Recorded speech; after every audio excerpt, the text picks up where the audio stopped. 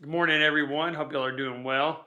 It's been a while since I've been on here, but I've had a lot of things going on. I got a new project that I'm involved in.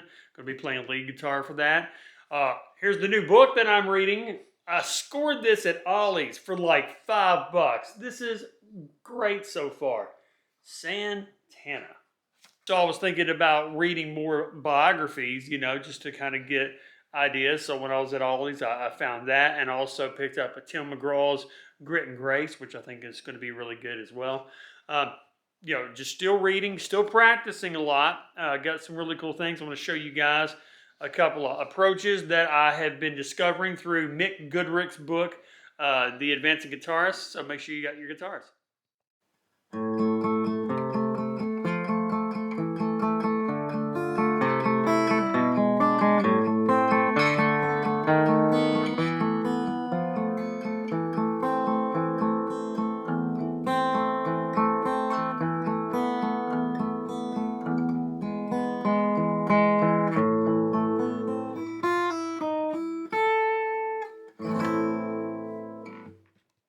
All right, some housekeeping real quick. Make sure that you like and subscribe. Click that notification bell. That way you get alerted every time that I upload.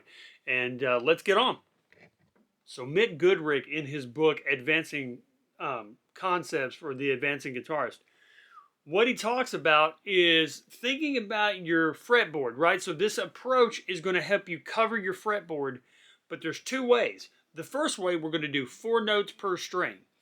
So if we start at our very lowest fretted note in natural notes, we have F. Well, if we play F, G, A, we got to go to B. Well, we can't stretch and do that one. So what we're going to do is we're going to shift. F, G, A, B. Now we can cross strings because we've done 4 notes. C, D, E, F. We're going to shift again. Now we're going to cross strings. G, A, B, shift again for the C. Now we're on the 3rd string. We can actually possibly do this with 4 fingers. So we got D with finger 1, E with finger 2, F with finger 3, G with finger 4. Then we cross strings.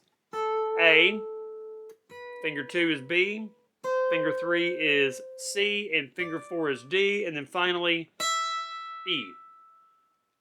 We won't really be able to go any further like this if we're on an acoustic, so this is a great way to kind of create your stopping point. Then we go back. We got D with finger 4, C with finger 3, B with finger 2, A with finger 1, G with finger 4, F with finger 3, E with finger 2, D with finger 1, C with finger 4, then shift. B with finger 4, A with finger 2, G with finger 1, there's F with finger 4, shift, E with finger 4, D with finger 2, C with finger 1, then we got B with finger 4, A with finger 4, finger 2 on G, and finger 1 on F. So that's the first approach. The second approach he talks about is to only do half steps with shifts. So what that means is cross strings, and then when you get like 3 notes per string, cross strings, but when you find a half step, you need to shift position. So that would look like this. F, G, A, then we're going to cross strings. B, and then we're going to shift with finger 1 to C. D, E, oh, there's a half step to F. So we did 2 position shifts on this string. G, A, B, shift, because there's the next half step. D, E. Okay, so E is on the 3rd finger. Shift with the 3rd finger.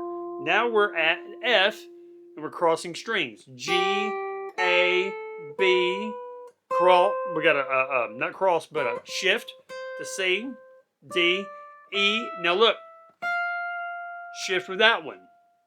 That's kind of an interesting thing. On the way back down, shift. There's D, there's C, got shift.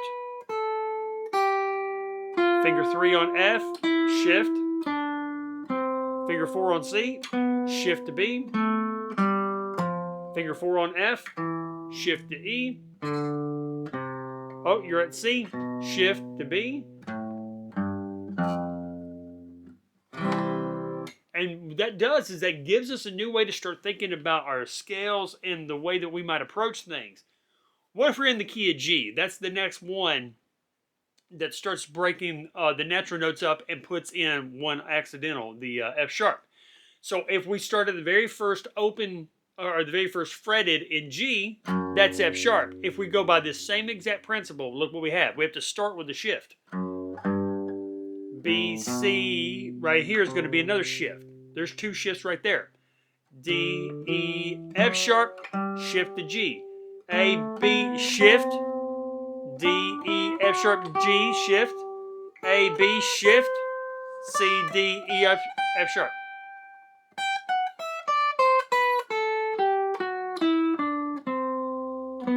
Ooh.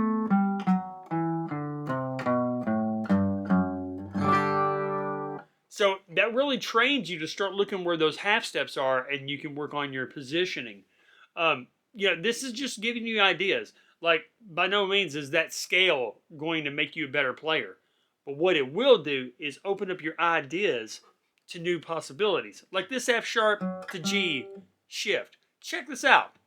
What if you had a melody that could go D, F sharp, G into the C shape of G?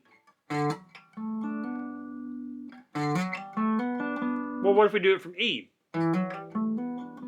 Oh, now that sounds kind of cool. But if we never try to practice like these position shifts on F sharp to G, we wouldn't know how to approach that.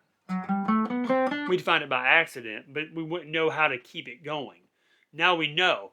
Half steps are where the position shifts happen. And then if not, you can practice trying to do 4 notes per string. That's going to trick you up a little bit. See, listen, those are 2 E's right there. So I would actually have to shift over.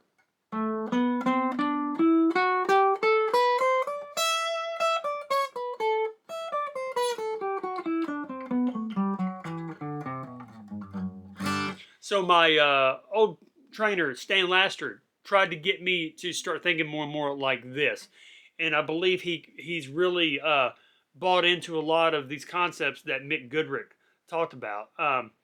And what I noticed is that it forces me to not let that thumb be a anchor. Really be aware of your thumb as a balance point, right? A balance point, not something that you anchor.